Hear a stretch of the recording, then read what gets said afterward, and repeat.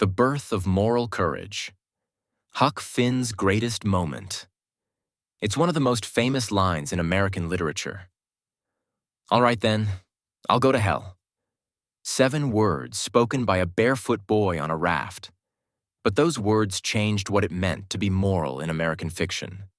This is the story of how the Adventures of Huckleberry Finn gave us the birth of moral courage, and why that moment still matters today. When Mark Twain published Huckleberry Finn in 1884, America was still wrestling with the legacy of slavery.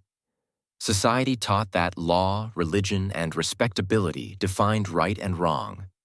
Huck Finn, poor, uneducated, and homeless, didn't fit that world. He was a boy raised in the margins, told that helping a runaway slave like Jim was a mortal sin. And yet, the deeper Huck travels down the Mississippi, the more he begins to see the world's rules for what they are: cruel, hypocritical, and hollow. Midway through the novel, Huck faces an impossible choice. He's written a letter to Miss Watson, Jim's owner, revealing where Jim is hiding. It's the right thing to do, according to everyone he's ever known. But then he remembers Jim, the man who cared for him, protected him, and called him friend. Twain writes, "I studied a minute, sort of holding my breath, and then says to myself, 'All right then, I'll go to hell.'" Huck tears up the letter. That's the moment. He decides that if helping Jim means eternal damnation, he'll take damnation. What Twain did here was revolutionary. Before Huck Finn, moral choices in American novels were simple. Obey the rules, and you're good. Break them, and you're evil. Huck's choice shattered that idea. He wasn't obeying society. He was obeying his own heart. This wasn't rebellion for rebellion's sake. It was moral courage.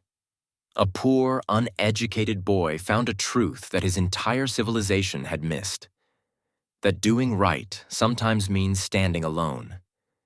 In that single act, Huck became something new in American storytelling.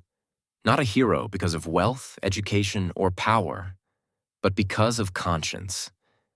Twain gave voice to the idea that morality doesn't come from the pulpit or the courthouse.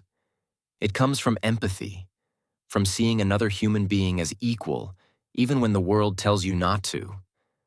That was a radical message in 1884. It still is.